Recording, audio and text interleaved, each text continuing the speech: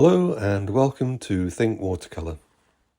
Today I want to show a simple way to use the golden ratio to help you compose your painting no matter what the size of your paper is. This sketch of an old abandoned remote farmhouse was composed using this simple method. First, let me give you a very quick explanation of how the golden ratio is created using the Fibonacci sequence. You start with the simple equation 0 plus 1 equals 1. Then you take the sum of the simple equation and add it to the last number of the equation and then repeat. So you get 0 plus 1 equals 1, 1 plus 1 equals 2, 1 plus 2 equals 3, 2 plus 3 equals 5, and so on. If you divide any pair of sequential numbers, say 8 divided by 5, you get a ratio of 1 to 1.6.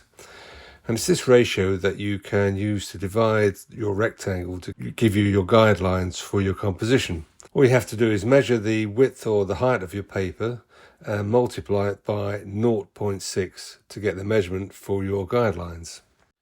As you can see, I've placed the edge of the farmhouse and the stone gatepost on the vertical axis, and along the horizontal axis I've placed the base of the farmhouse and the wall at the back of the farmhouse.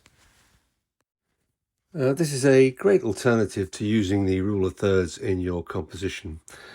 Whilst it's not a precise use of the golden section ratio, it's close enough at the size of most watercolour paintings. I'll put the calculation details in the description below, and along with a link to a really good YouTube video on the golden section. It's well worth a watch.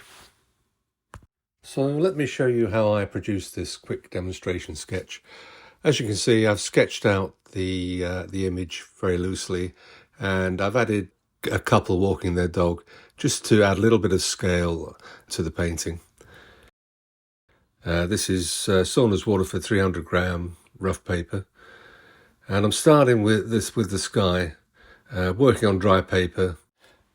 I'm using a mixture of imperial purple and cobalt blue, starting on the left hand side with quite a strong mix, and as I go along adding some water just to weaken it to the right hand side of the painting, so that the left hand side of the sky dominates a little bit and helps with that diagonal of the slope of the hillside there.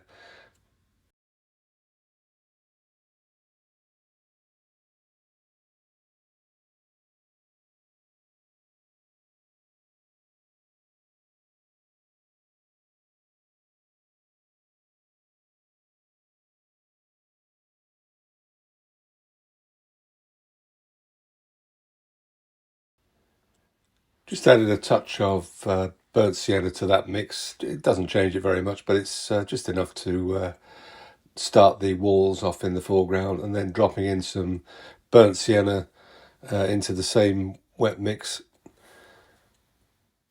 very loosely, letting it all blend together, wet in wet. Have a bit of variety of colour on the stone wall in the foreground.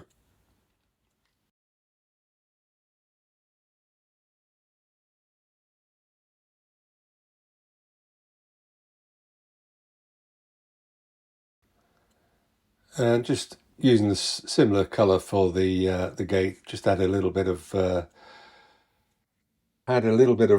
sepia to the mix, just to add a bit of variety to the gatepost, and just dropping in a few different shades here and there just to break it up.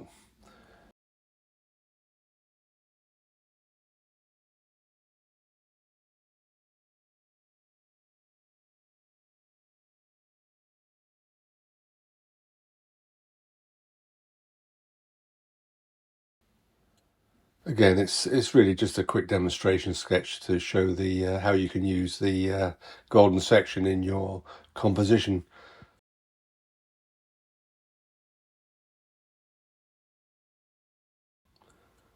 Again, just dropping in some more colour, wet in wet, while the paper's still wet.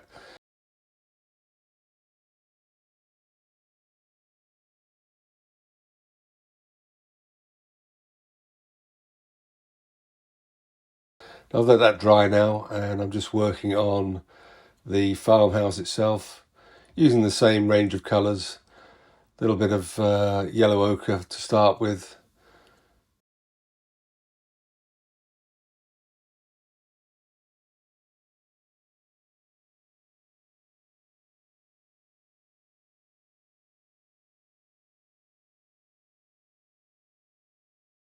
And dropping in some cobalt blue just to vary the tonal values. I'll be going darker with this shortly at the top of the sidewall and the shadow under the roof.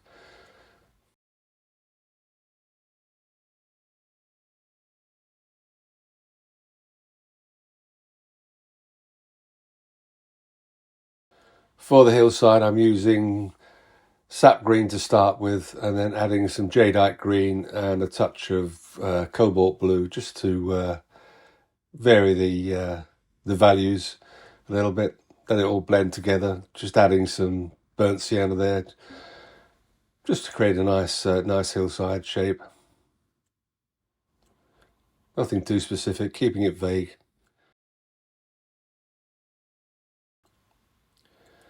Same for the foreground grasses around the base of the wall. Going a little bit darker near the wall where it's in the shade a little bit.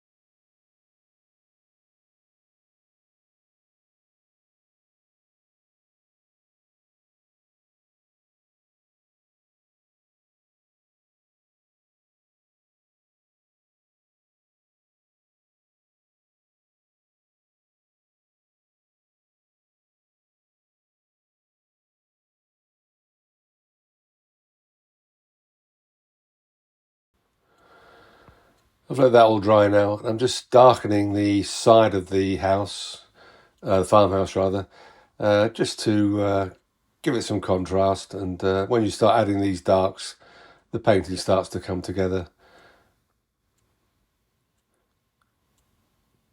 Adding the shadow under the eaves of the roof there. Same with the side of the entry porch.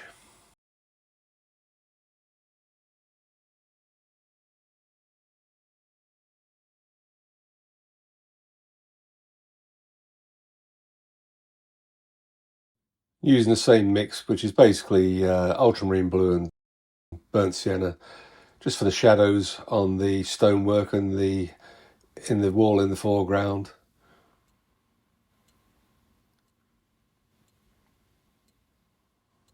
Not forgetting the shadows on the gate itself.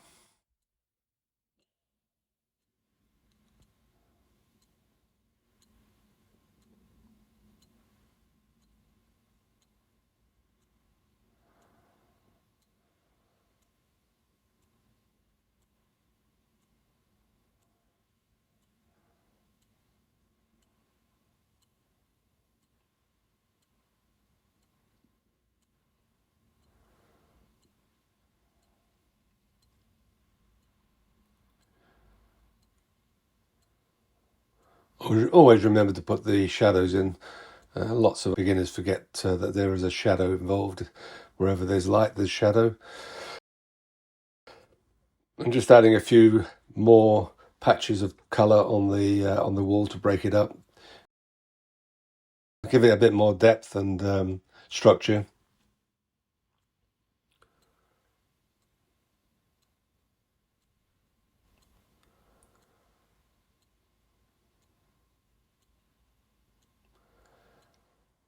Just adding the windows,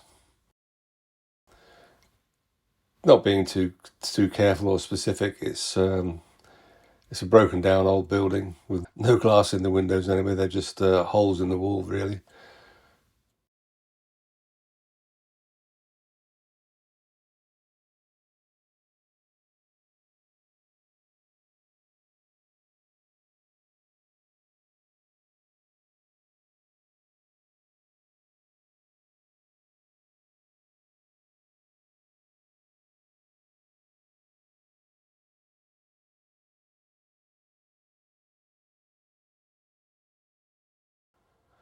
For the roof, I've used a little bit of cobalt blue, and dropped in a touch of the grey just to break it up a little bit.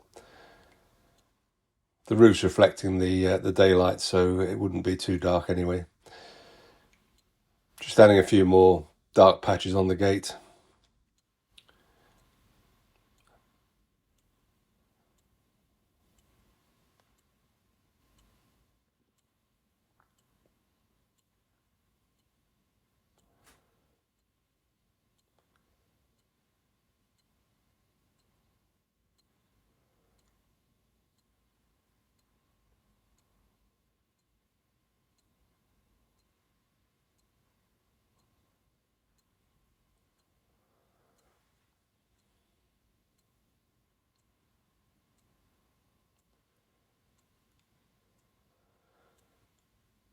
Again, just adding some shadow detail here on the figures and the side of the building and the gate itself, just strengthening those shadows a little bit. It just adds depth to the painting.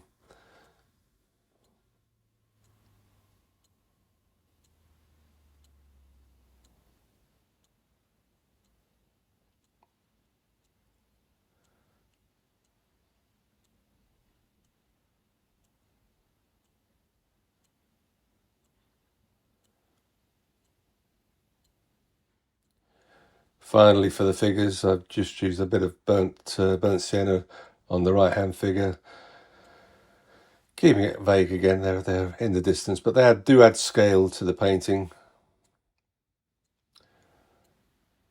Just an imagined couple just having a look at this derelict building while they're out walking their dog.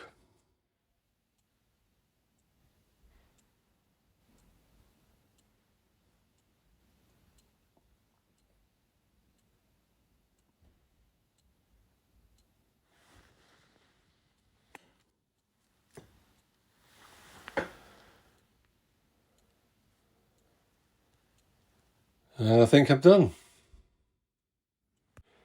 Thanks for watching this video. I hope you found it useful. The golden sections are a really good alternative to the rule of thirds. It's worth a look. And do have a look at the video that I'll put the link to in the description. It's well worth a look. It's a really good video. It shows how the golden section works in nature and on some paintings as well. Please give it a like if you found it useful. It always helps with YouTube. Do subscribe if you're not a subscriber, and hit the notification bell for future videos. I do try to post around once a week. And thanks again for watching.